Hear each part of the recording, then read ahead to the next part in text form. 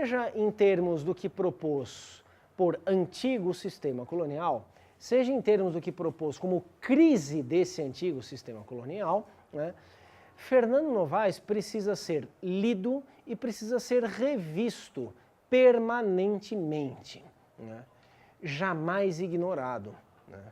Não deve ser ignorado e não deve ser reificado. São duas posturas equivocadas, duas posturas estéreis, equivalentes, e duas posturas muito frequentes na produção historiográfica brasileira.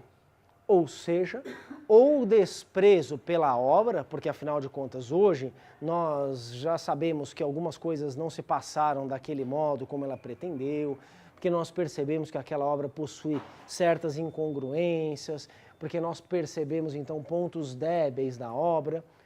Alguns então desprezam, descartam a obra, enquanto que outros, procurando valorizar aspectos ainda muito úteis, ainda muito válidos da obra, na sua totalidade, ou seja, em aspectos específicos, na sua arquitetura de pensamento, né, frequentemente tomam-na por uma obra perfeita, né, nem uma coisa nem outra.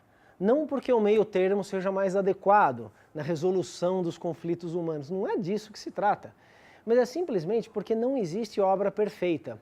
E uma obra clássica, uma obra impactante, jamais é uma obra desprezível. Tudo bem, pessoal? Que isso fique muito claro. Isso ocorre na academia, isso ocorre na USP, isso ocorre em outras universidades, isso ocorre na historiografia sobre a colônia, né?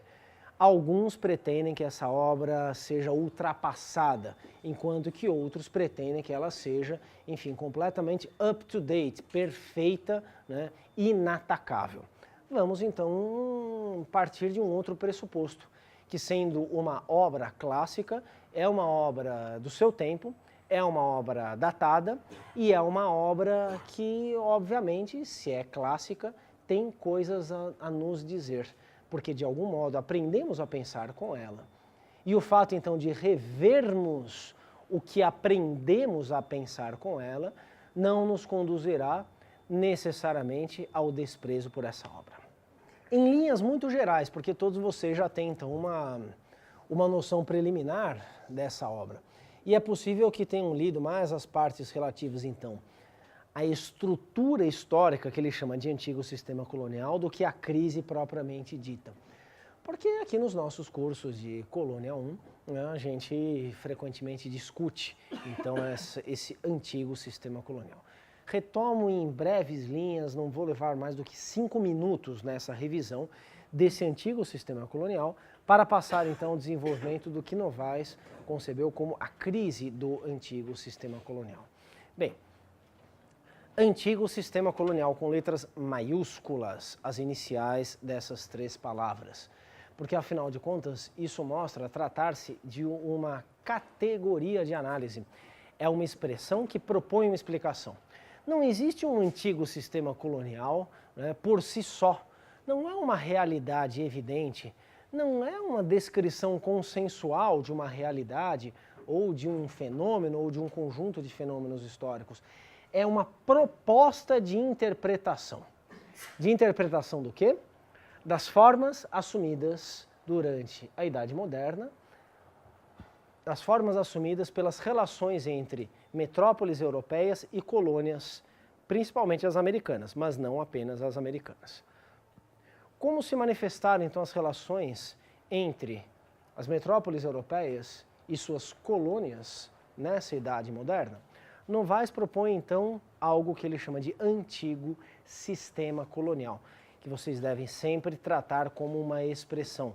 Repito, sempre guardem distanciamento das propostas de interpretação. Não sejam ingênuos de tomar propostas por realidades concretas. Nenhuma proposta de interpretação será jamais capaz de dar conta com perfeição da diversidade humana, da diversidade histórica. Isso não existe, nunca existiu, nunca existirá.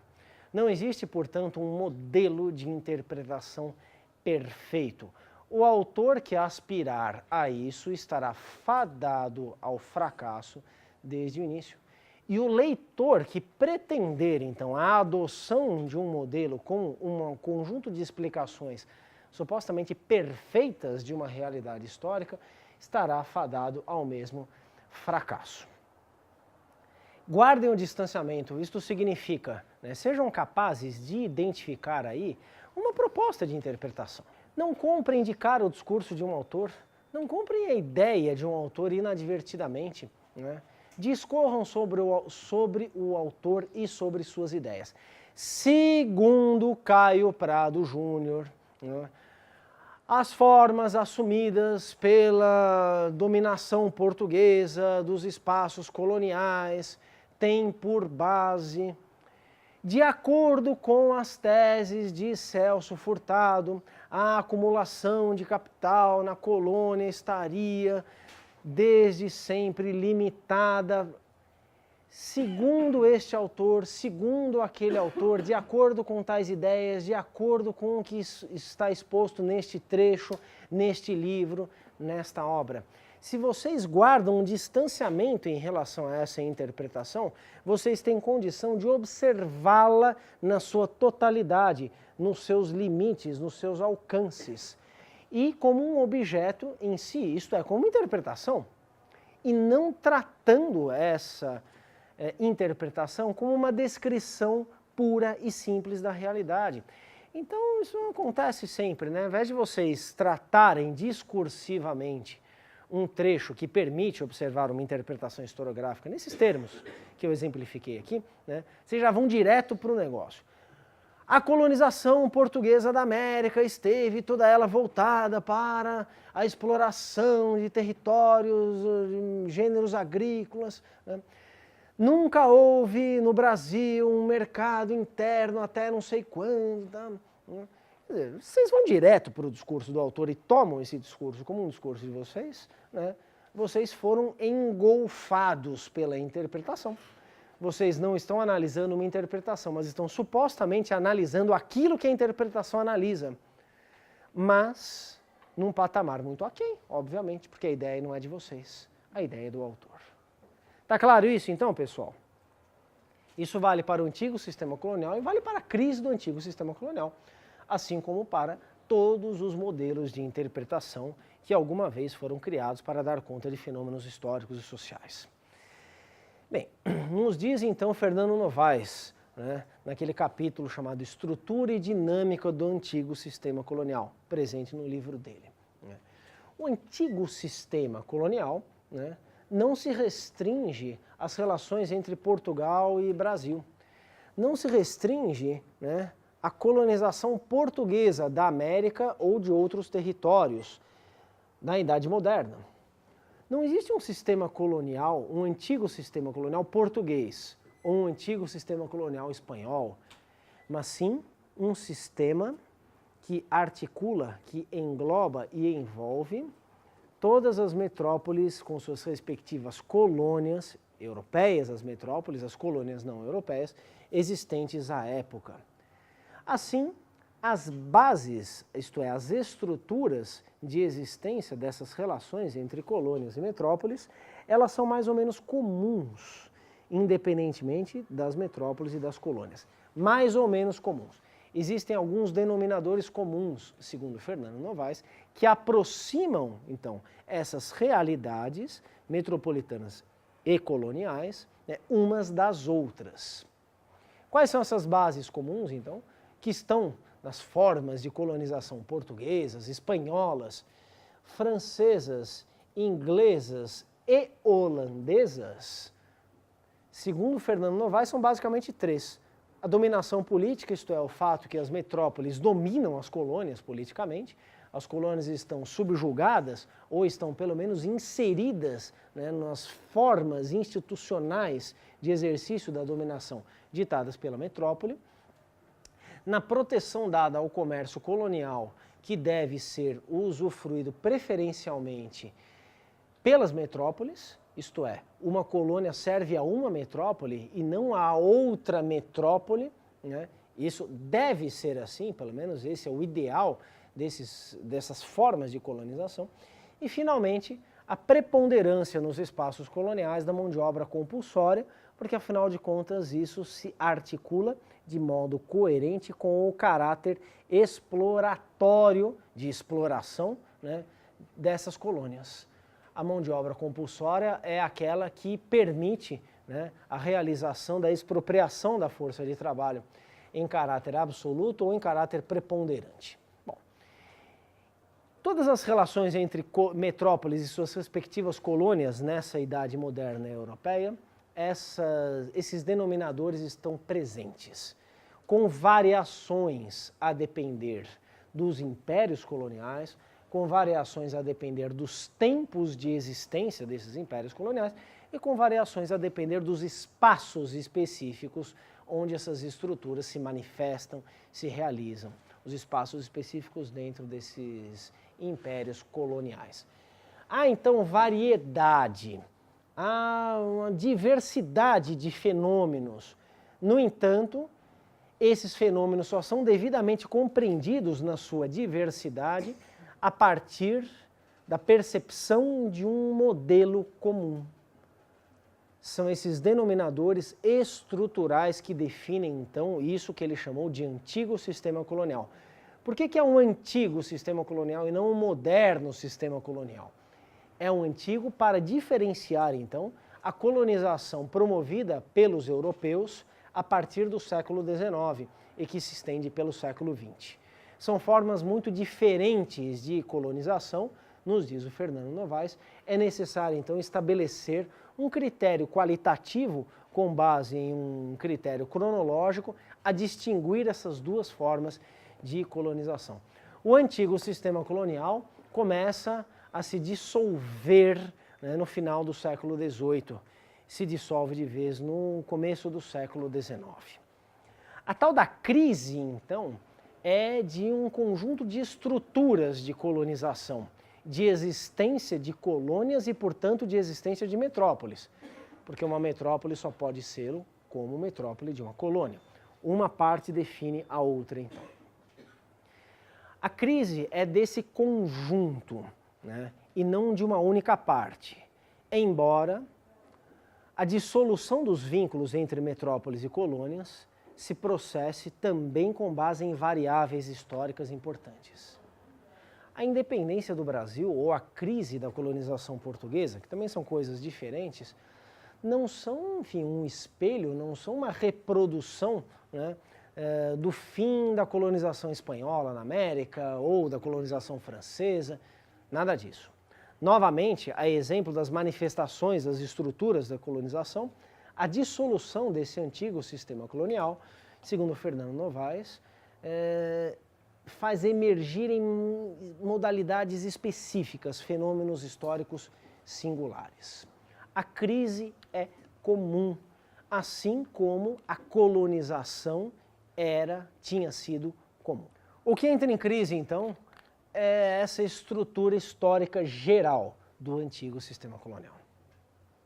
Mas assim como Novaes analisou em seu livro mais especificamente a criação das estruturas coloniais, dessa grande estrutura, mas as bases específicas da colonização portuguesa, e mais ainda da colonização portuguesa da América, a crise do antigo sistema colonial será analisada no seu livro de modo mais preciso também no quadrante português desse sistema.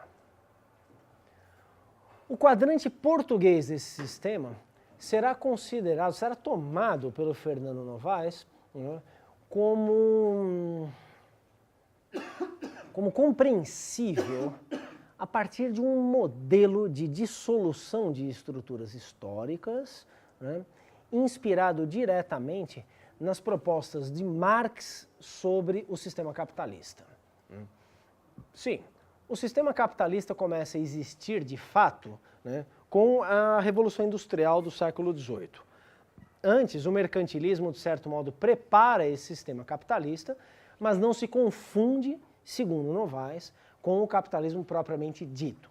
Novaes tende, então, na sua obra, né, a distinguir o mercantilismo de um suposto capitalismo mercantil. E então a caracterizar o capitalismo como o capitalismo industrial, mas pensando duas fases de constituição do sistema que finalmente se realiza lá no final do século XVIII e aí no começo do século XIX a coisa também está muito bem encaminhada. De modo preliminar, né, o que diz Marx sobre o fim do sistema capitalista? Que ele não presenciou, aliás, o sistema capitalista existe até hoje, né, mas cuja dissolução ele previu. Né? Marx, então, analisando as estruturas do sistema capitalista, pretendeu discernir as formas pelas quais esse sistema deixaria de existir. Esse sistema entraria em colapso, segundo Marx, a partir de suas contradições internas. O sistema capitalista é cheio de contradições. Algumas dessas contradições teriam, então, um caráter disruptivo, teriam um potencial disruptivo, né, capaz de levar o sistema ao colapso. O capitalismo, então, né, entraria em crise a partir das suas próprias estruturas, do desenvolvimento das contradições presentes nessas estruturas. Novaes, então, afirma que há no antigo sistema colonial algumas contradições estruturais, cuja ativação, né, levará a essa crise. A crise surge, então, das próprias estruturas do sistema. E é por isso, então, que para entender a crise é necessário entender o sistema em si. Né? Agora, essa afirmação que eu fiz anteriormente, ela já recobra um sentido maior, né, para além de uma aparente banalidade. Para entender o que entra em crise, para entender a crise é necessário entender o que entra em crise. Mas porque o que entra em crise traz consigo, né, os germes da sua própria dissolução. Né? A crise, então, é a realização, né, concreta e histórica de contradições presentes no sistema. Está aí, então, a chave para a gente entender essa crise do antigo sistema colonial. Que contradições do sistema seriam essas? Né? Ora, o fato de que, e principalmente no século XVIII, a metrópole se dá conta, segundo Fernando Novaes, de que para desenvolver o próprio sistema é necessário desenvolver a colônia. As políticas reformistas ilustradas, sobre as quais a gente já teve a oportunidade de discorrer um bocado aqui numa aula anterior, né, seriam, então, uma manifestação de uma contradição estrutural.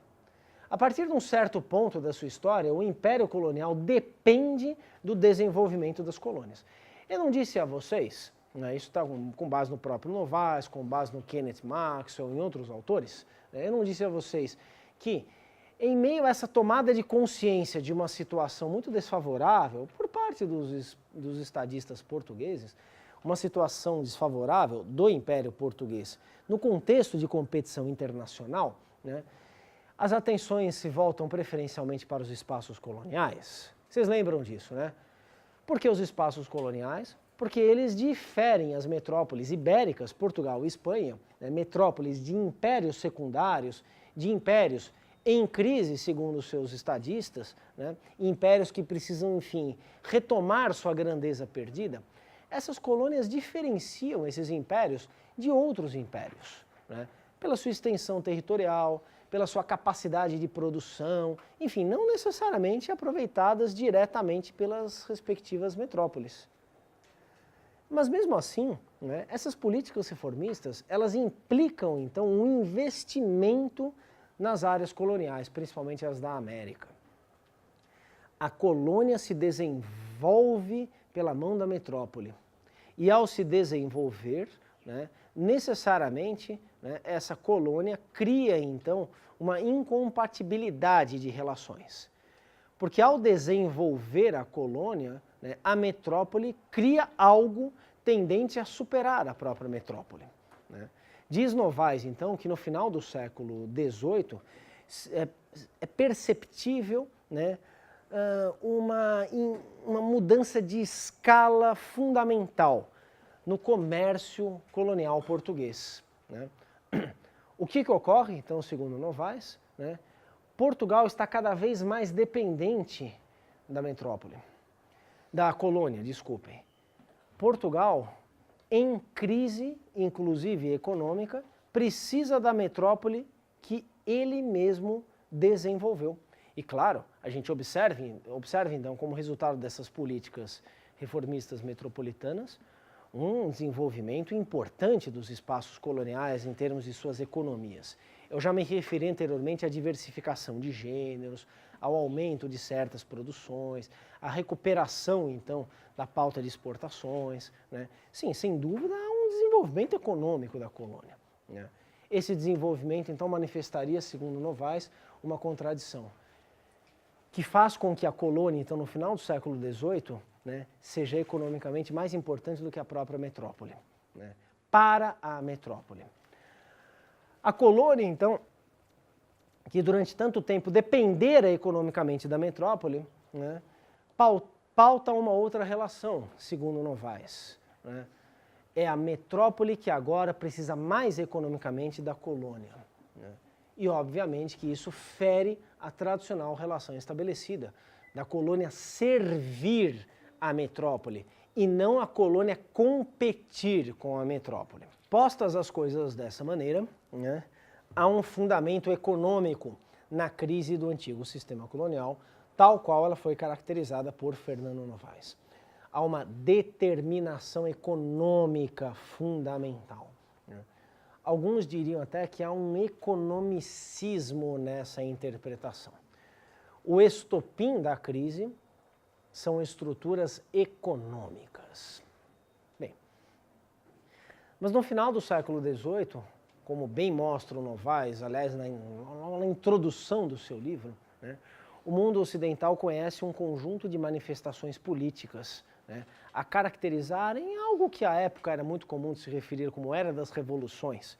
Uma expressão que continua ainda em voga com outras correlatas, né, é, por exemplo, a expressão que intitula uma das obras do Hobsbawm, mais conhecidas, né, A Era das Revoluções.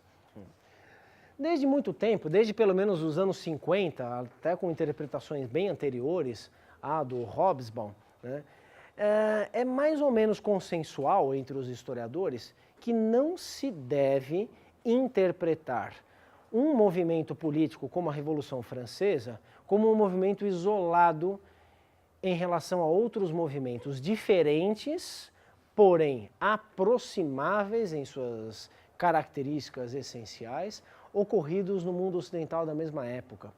É necessário, então, colocar lado a lado a Revolução Francesa, né, a independência das 13 colônias inglesas da América do Norte, né, a formação do Haiti, até mesmo as independências da América Espanhola e a independência do Brasil. São movimentos políticos, então, muito diferentes, que ocorrem em tempos e espaços diferentes, mas que unificariam uma conjuntura revolucionária ocidental, uma conjuntura revolucionária, então, posicionada entre as últimas décadas do século XVIII e as primeiras décadas do século XIX. Fernando Novaes, então, assume a caracterização dessa conjuntura da Era das Revoluções e vê nesses movimentos revolucionários manifestações políticas da crise do antigo sistema colonial, pelo menos, claro, naquilo que esses espaços que estão em revolução têm a ver com relações entre colônias e metrópoles. Lógico, não dá para caracterizar a Revolução Francesa como um movimento ligado às estruturas da colonização. Não. A França é metrópole, não é colônia. No entanto, São Domingos, que depois se torna o Haiti, é colônia, justamente da França. Então, não são apenas os espaços coloniais que estão em convulsão, mas espaços metropolitanos também estão em convulsão, né? E essa crise política, que é uma crise conjuntural, né, ela também unifica esses próprios limites de realização da colonização europeia em vigência até então. A independência do Brasil, então, seria possibilitada pela crise do antigo sistema colonial, mais especificamente a dissolução das tradicionais relações entre Portugal e Brasil. Para isso, Novaes, então, vê naqueles movimentos de contestação, os motins e sedições que nós analisamos, sobre o qual a gente discorreu na aula passada, não chega a ser uma análise, mas sim apenas alguns indicativos de como entender esses temas, né? Esses movimentos não seriam a preparação imediata da independência, mas seriam movimentos a denunciarem na esfera política e no plano das consciências sociais o esgotamento das tradicionais formas de relacionamento entre Portugal e Brasil. Eu disse a vocês que há uma série de elementos inovadores nesses movimentos, sobretudo naqueles ocorridos a partir da Inconfidência Mineira de 1788 e 89, não foi? A despeito, claro, de toda a sua fachada tradicional, a despeito, claro, de uma série de conteúdos bastante reiterativos em relação a movimentos que emergiam de modo muito típico da própria realidade colonial, desde o século XVII, em alguma medida desde o século XVI também. Lógico, com todo esse conservadorismo, com todo esse tradicionalismo que se percebe nesses movimentos, existem elementos inovadores ali, né? Novaes vê então esses movimentos como sintomas da crise do antigo sistema colonial. Não é uma crise que se resolve nesses movimentos, mas sim uma crise que se manifesta com a introdução de elementos de inovação. É uma crise que se manifesta por meio de um descontentamento, né, a realizar-se em termos do projeto de uma ação coletiva.